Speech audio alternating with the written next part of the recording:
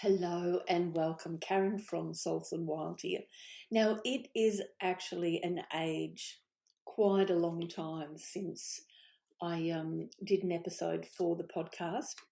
So today, I thought what I'd like to do is I'm just going to start by picking a card, as you do. So, where are we at?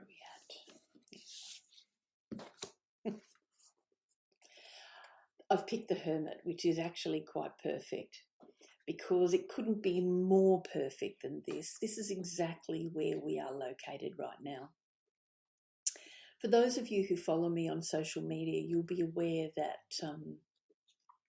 this year I'm doing half-day retreats. I skipped last year. I don't know what happened. I think just life got busy and I don't know, went off on a different tangent. But I'm back to doing them. And this year, the focus is really going to be on the Celtic Wheel of the Year. Now, there are actually 8 sacred days, or Sabbats they're called, that make up the Celtic Wheel of the Year. Special days that we honour the shift of the seasons that happens in the world around us, quite in the physical world. But we understand, of course, that those shifts and changes occur on an inner level as well. Now, I'm not actually going to do all 8 Sabbats. I'm actually going to do 4 of them, the 4 ancient Celtic fire festivals. And we are currently in a space, I'll actually show you, for those of you who are watching the video, this is a circular demonstration, I guess. It's a circle of timber and it's got the 8 Sabbat names on them with the dates here in the Southern Hemisphere. Now, for a lot of you who read books on these things, or if you listen to astrologers or even tarot readers speak about the Sabbats, I don't know that there's lots of them doing that, but if you do, you'll often hear a lot of these people are from the Northern Hemisphere, from the US and the UK. And of course, it's like, Halloween. They have Halloween in October. Well, that's actually All Hallows Eve.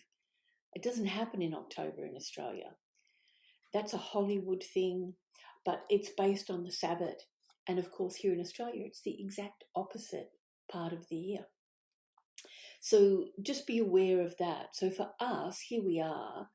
We've had Samhain, which was in May, 1st of May, I think it was. Let me just double check I've got that right. Yes, I think I've got that right. Yep, May 1st, sometimes called All Hallows Eve,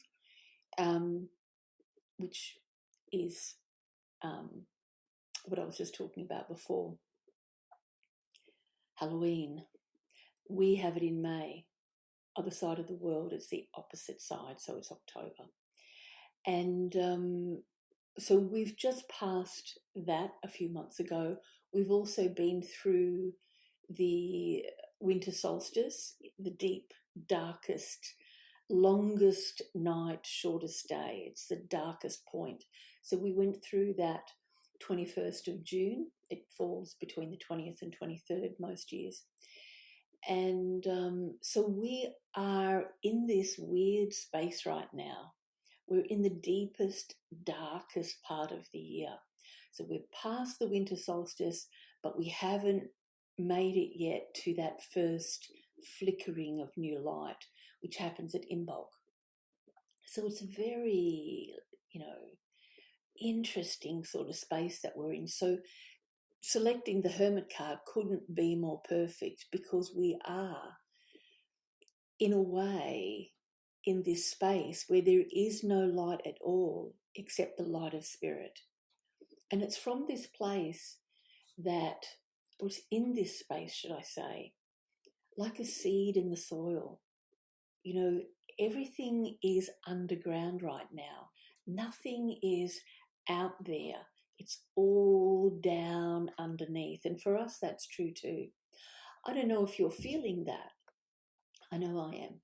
even in the garden, you know, if you go and have a look outside, I mean, in my garden, I've planted some plants specifically that will flower in the winter because I've got bees in the garden.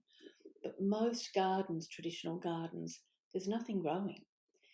The leaves are off the regular trees. They've dropped, you know, and the leaves are sort of all in decay on the ground. It's moist. Everything's still. And actually, that's exactly what we need to be doing right now. We need to be still. We really need to stop the push, stop the drive, and just come into this place of real, genuine rest.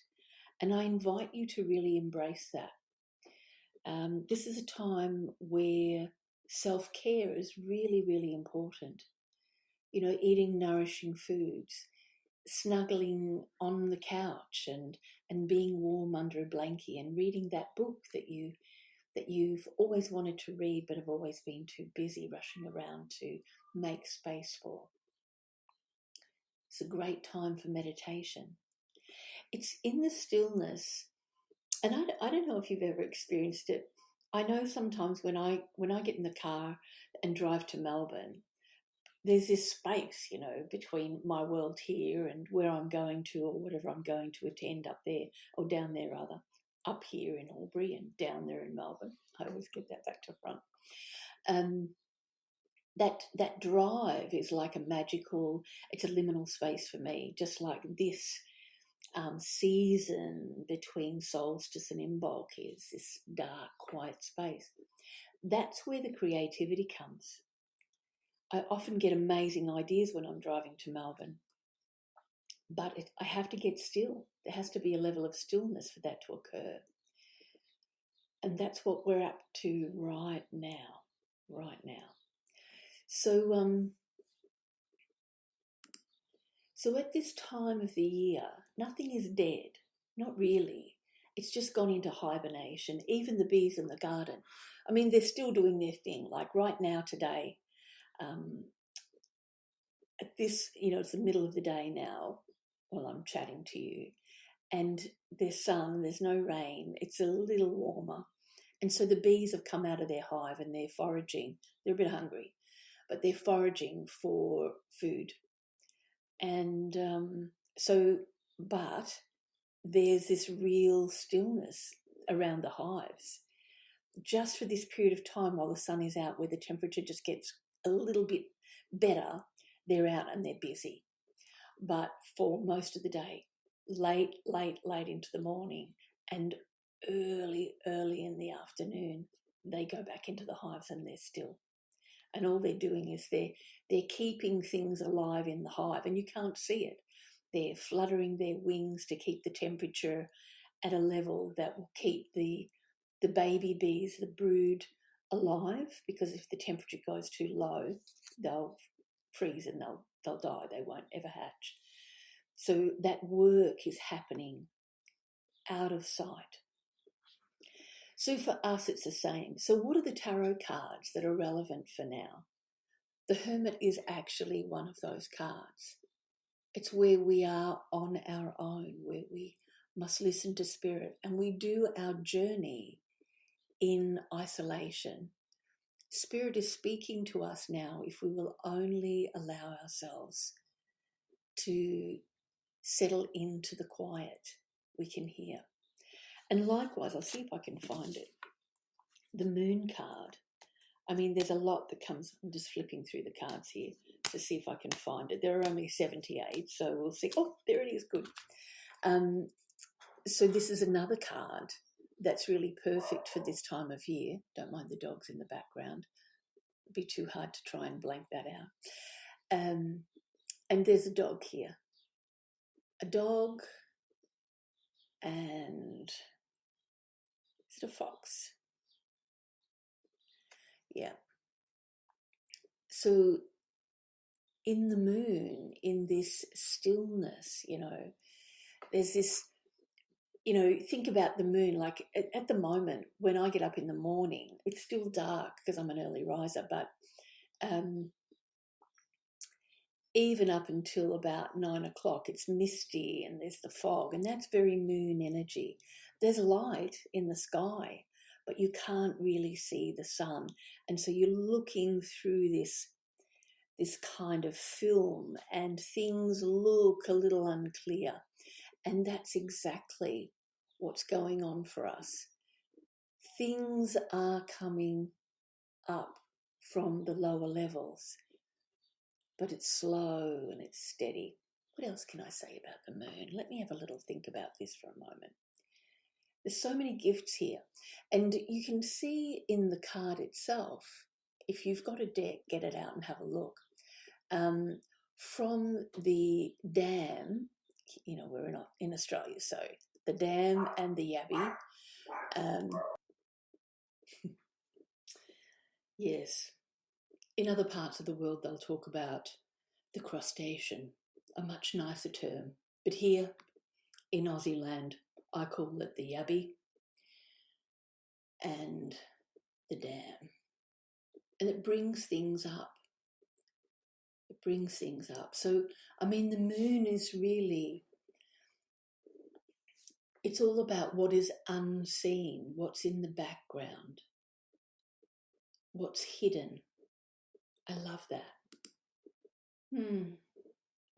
What's unseen, what's underground, what's instinctual. So it's just, we're sitting here in this dark space, waiting, and things are kind of underneath, but not quite happening yet. Yeah. Now, what I'd like to do is I'd like to offer you something to work with at the moment, because this is a beautiful time to be very reflective.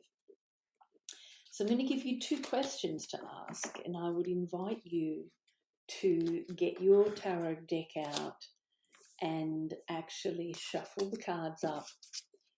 And don't mind me, I'm just putting mine back together and giving them a little shuffle. And ask 2 questions and choose a card for each question, or just ask the questions and pull 2 cards, however you prefer to do it, right? And when you pull those cards, just sit with the cards. There's no real rush to answer or write down the answer, your interpretation immediately. I really invite you to just sit with them and allow them to speak to you, or just be with them. You don't have to come up with an answer, a response. There's no test here. And this is kind of it's kind of the energy that we need to work with right now. Just the being with, being in. So these are the questions. The first question is, of course, what is resting in me now? What is resting in me now? And the second question is, what is gestating in me now? Even though I can't see it, what is gestating in me now? So shuffle your cards.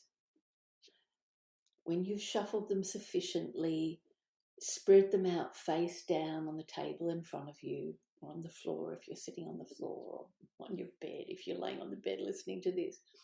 And I would invite you to choose the cards with your left hand one at a time. And the reason for that is, when we use the right hand, it's a lot more conscious. Now, you already know what you know. Using the left hand sort of moves you into a different space. So you're kind of drawing a lot more from the subconscious. That's the intention of it. So I really invite you to do that. So just take a few moments and do that now if you can. So again, don't rush into this. Just sit with it. And actually, that's what I've been doing lately myself. I've been working on a particular chapter in the book I'm writing, very much about the Sabbats and the tarot cards that align with them. And so I've been sitting myself and really being with those and sitting in the energy of the Sabbath. Very interesting, very, very interesting. I'll share more with you about that a little later on.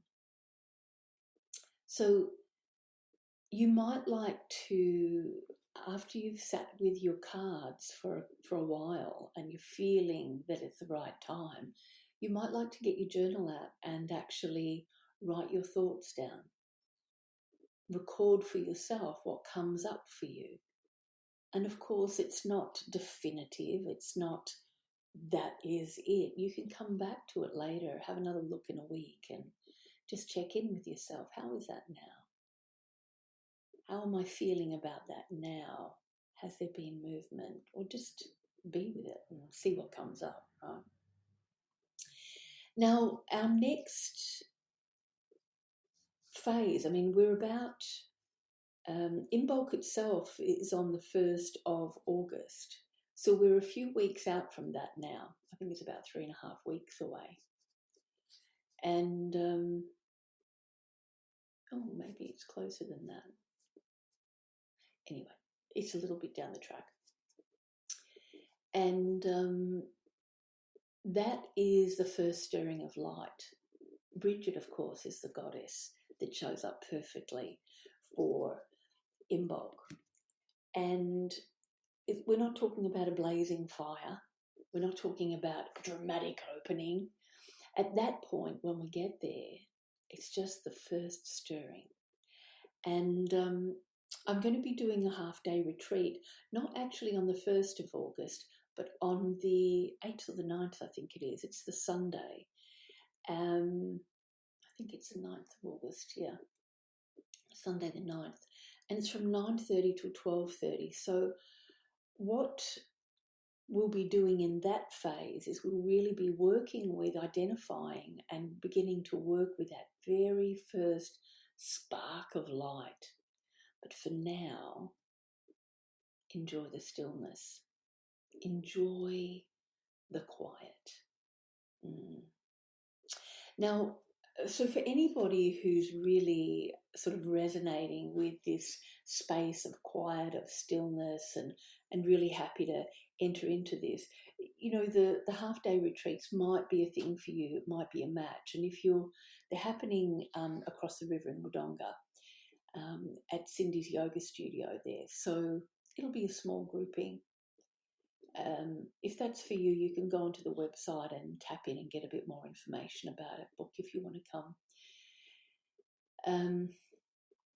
We will be going into the meanings of the whole season quite a lot, and it won't just be the 3-hour session, you know, in which I'm going to teach you a sequence of movement to actually activate your energy, your physical and your energy, spiritual energy, clear the nadis or the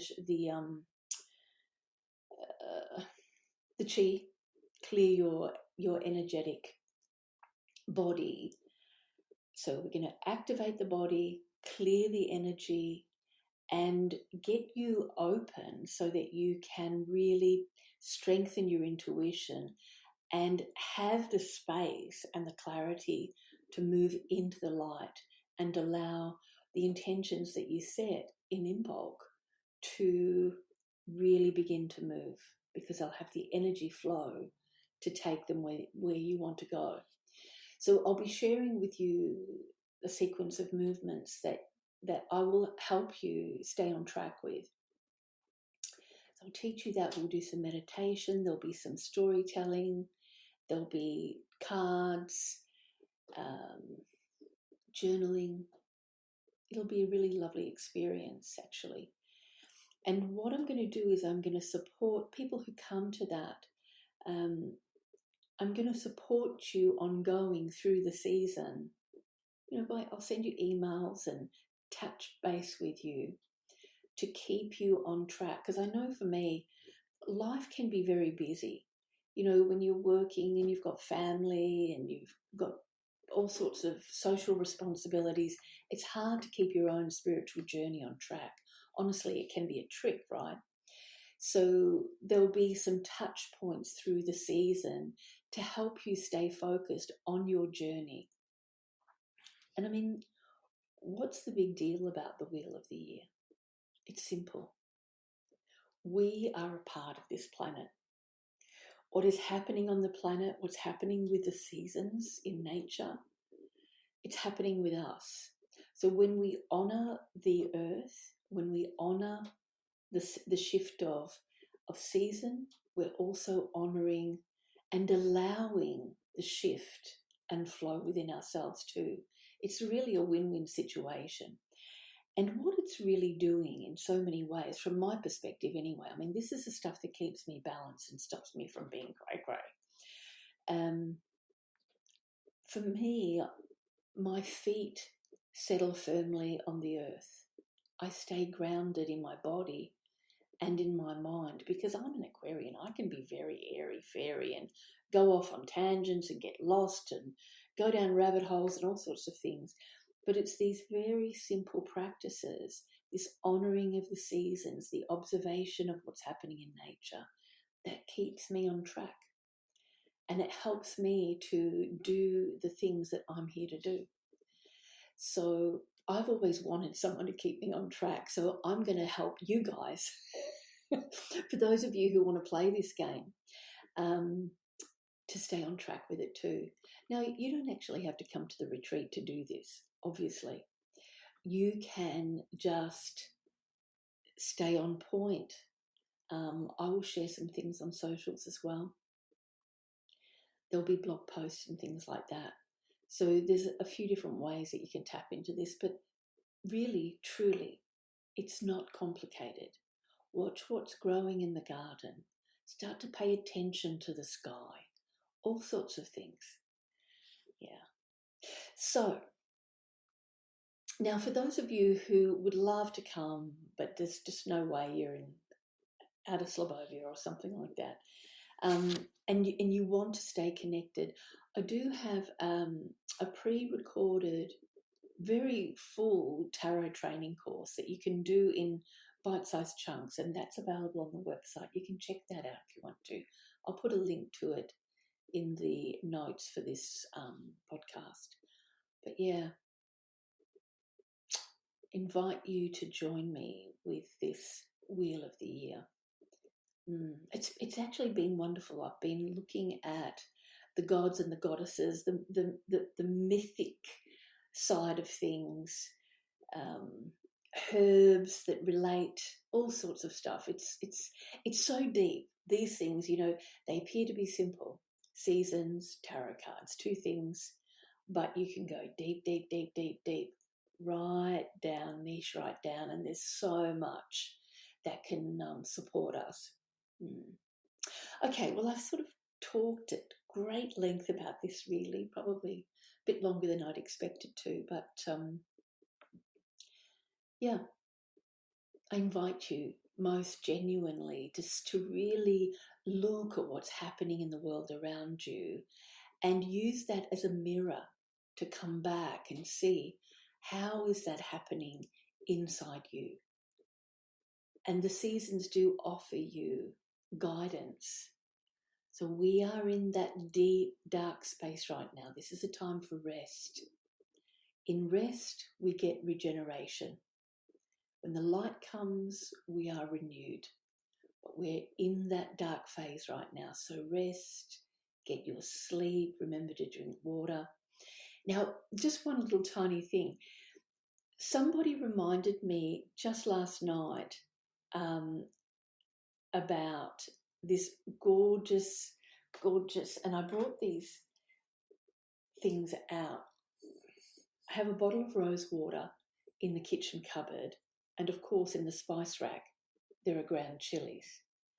If you want to give yourself a really delicious treat on a cold winter's evening, or even a Sunday afternoon when you really want to snuggle and you just need to be deeply nurtured, a little bit of rose water and some ground chili with some real cocoa powder, not that rubbish stuff, tiny bit of honey and some warm milk. Oh my goodness. that is deep, deep nourishment for the soul, for the spirit, for every part of the being. So have a think about taking care of yourself and treating yourself with something as delicious as that. All right, that's it from me for now, and lovely to connect with you, and hopefully I'll be talking to you again soon. Take care.